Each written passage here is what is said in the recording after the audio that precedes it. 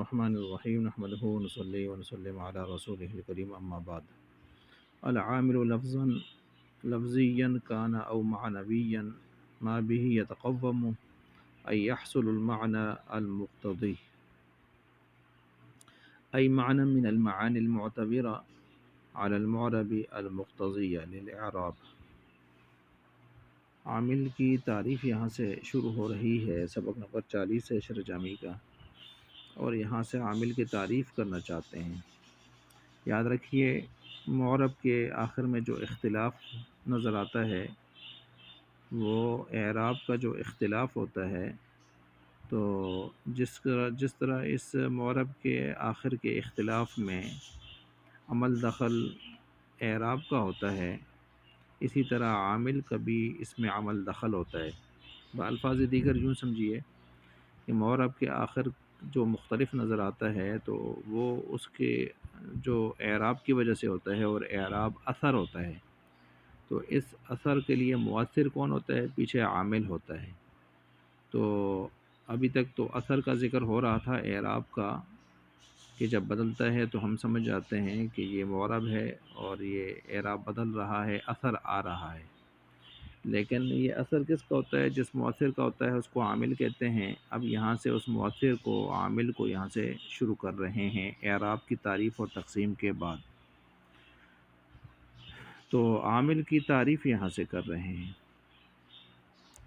اب یہاں پر ایک دوسرے انداز میں بھی اس بات کو سمجھیں کہ اعراب چونکہ اختلاف آخر کا سبب قریب ہوتا ہے، یعنی اختلاف آخر جو عامل کا معرب کا ہو رہا ہوتا ہے، تو اس کو کہ یہ معرب ہے، مبنی ہے، اس کو سمجھنے کے لیے ہمارے پاس جو سبب قریب ہوتا ہے اختلاف آخر کے اعتبار سے، وہ تو اعراب ہے، اس لیے سبب قریب کو پہلے ذکر کیا۔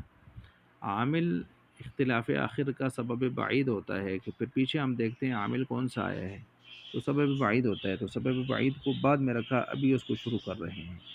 تو اعراب کی جو بحث ہے اس سے پھر عامل کی بحث کو مؤخر کیا ہے۔ اب عامل کی تعریف کر رہے ہیں کہ عامل وہ ہوتا ہے کہ جس کی وجہ سے معرب میں معنی مقتضی للاعراب پیدا ہو جائے۔ عامل وہ ہوتا ہے جس کی وجہ سے معرب میں معنی مقتضی للاعراب پیدا ہو جائے۔ معنی مقتضی للاعراب کا مطلب سمجھیں کہ وہ معنی معتبرہ جو پے در پہ معنی آتے رہتے ہیں، جیسے فاعلیت والا معنی، مفعولیت والا، مجروریت والا۔ اب مثال کے طور پر جانی زیدن ایک شخص ہے اور اس کو یہاں پر لایا گیا ہے، اس کے لفظ زید کو، تو یہاں اس پر معنی فاعلیت متوجہ ہو رہا ہے۔ یہی زید ہے، رأیت زیدن میں معنی مفعولیت اس کی طرف متوجہ ہو رہا ہے، اور یہی زید ہے مررت بزیدن میں، وہاں پر مجروریت والا معنی پیدا ہو رہا ہے۔ تو ایک ہی زید ہے اور اس پر تینوں فاعلیت، مفعولیت اور مجروریت والے جو معنی مقتضی ہیں وہ پیدا ہو رہے ہیں، کیونکہ پیچھے عامل بدل رہے ہیں۔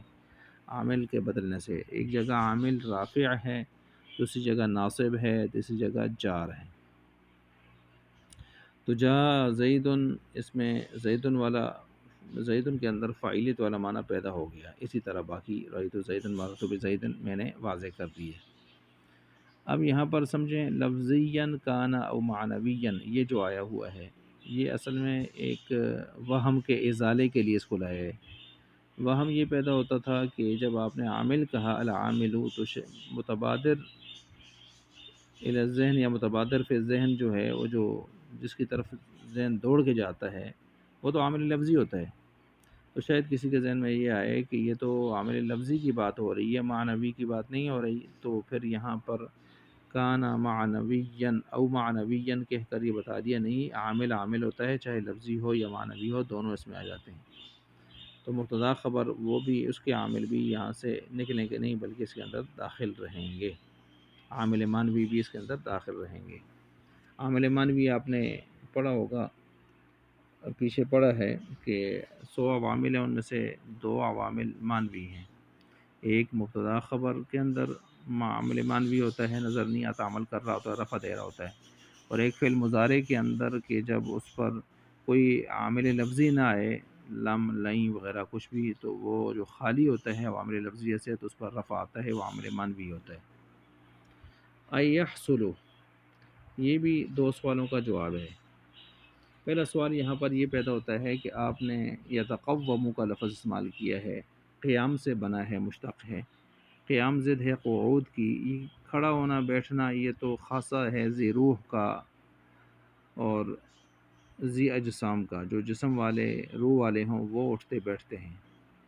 تو یہاں پر معنی مقتضی تو من قبیل اعراض ہے، اعراض کے قبیل سے ہے، تو وہ کیسے یہاں پر جو ہے وہ کھڑا ہوتا ہے؟ تو قیام کا معنی یہاں متعین کر دیا یتقوم، اور اس کا اچھا یہ ایک سوال ہو گیا۔ دوسرا سوال یہاں پر یہ بھی پیدا ہوتا ہے کہ اس عبارت کا معنی پھر یہ ہوگا کہ العامل ما به یتقوم المعنی المقتضی، عامل وہ ہے جس کے ساتھ معنی مقتضی قائم ہو، جس کے ساتھ۔ تو یہ تعریف آپ کی جا زید میں زید پر بھی سچی آ رہی ہے، اس پر بھی صادق آ رہی ہے، اس لیے کہ معنی مقتضی فاعلیت والا تو زید کے ساتھ قائم ہے نا۔ تو آپ کی تعریف میں یہ ہے کہ معنی مقتضی جس کے ساتھ قائم ہو، تو یہاں معنی مقتضی جا زید میں وہ زید کے ساتھ قائم ہے، حالانکہ یہ بات تو بالکل غلط ہے یہاں پر کہ آپ یہاں پر عامل کو، عامل والی تعریف زید پر صادق آئے اور آپ زید کو یہاں پر عامل بنا دیں۔ عامل تو یہاں پر زید نہیں ہے، جا ہے، پیچھے فعل ہے، زید تو بلکہ معمول ہے یہاں پر۔ تو اس کا جواب یہ دیا، دونوں سوالوں کا ایک ہی جواب ہو گیا، یحصل۔ یحصل کا مطلب، یتقوم کا مطلب ہے معنی یحصل، کہ وہ حاصل ہوتا ہے اس کے ساتھ، یتقوم کو یحصل کے معنی میں کیا یہاں پر۔ اور اس کی دو تقریریں بن رہی ہیں، یا تو یہ ہے کہ قیام کو حصول لازم ہے، تو جو چیز قیام قائم ہوگی تو حاصل بھی ہوگی، تو پھر ذکر ملزوم کا کیا ہے اور ارادہ لازم کا کیا ہے، ٹھیک ہے۔ ذکر یہاں پر ملزوم کا کیا ہے اور ارادہ لازم کا کیا ہے، تو قیام کا ذکر کیا ہے اور حصول مراد لیا ہے۔ دوسرا یہ ہے کہ یا پھر قیام کی نسبت اجسام کی طرف ہو، تو پھر اس سے مراد وہ قیام، پھر وہ قیام مراد ہوتا ہے جو قعود کی ضد اور مقابل ہو، جس پر کو لے کر آپ اعتراض کر رہے ہیں۔ اور جب قیام کی نسبت آراز کی طرف ہو، تو پھر یہ حقیقی معنی قعود کی ضد اور مقابل والا یہ ترک کر دیا جاتا ہے، متعذر ہو جاتا ہے حقیقی معنی۔ تو اس صورت میں پھر ہم معنی مجازی مراد لیتے ہیں، اور وہ ہے حصول، حاصل ہونا۔ تو بہرحال دونوں اعتراض یہاں پر ختم ہو گئے، دفع ہو گئے، مندفع ہو گئے، کہ اس لیے کہ حصول جو ہے وہ آراز کی صفت بن سکتا ہے۔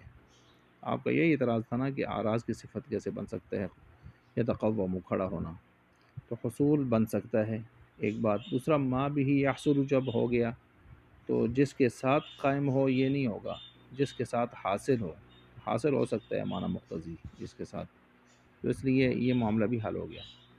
آگے ہے ای معنی من المعانی المقتضیہ، یہ بھی ایک سوال کا جواب ہے۔ سوال یہ ہوتا ہے کہ آپ کی عامل کی تعریف معنی نہیں ہے دخول غیر سے، اس لیے کہ یہ تعریف حروف عطین پر بھی سچی آتی ہے، جو فعل مضارع پر بناتے ہیں آگے۔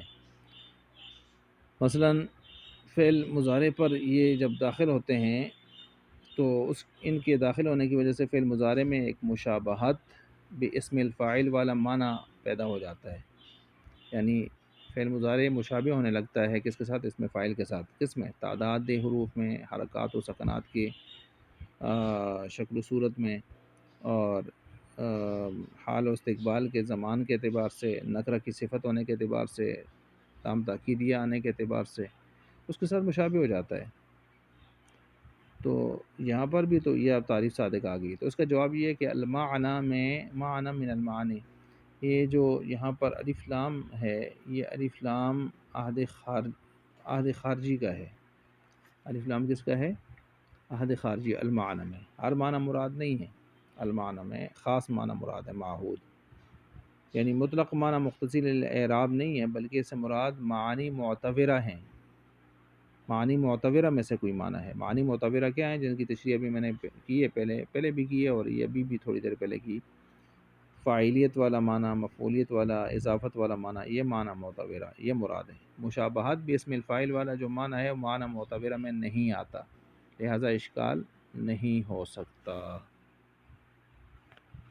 عبارت کے آخر میں مصنف رحمۃ اللہ علیہ نے یہاں پر جو ہے وہ رفع، نصب اور جر کو جو علامتیں بنایا ہے، معنی فاعلیت، معنی مفعولیت، معنی مجروریت، اضافت کے اعتبار سے اس کی تشریح کی ہے، لیکن یہ تشریح ہم پچھلے سبقوں میں کر کے آ چکے ہیں۔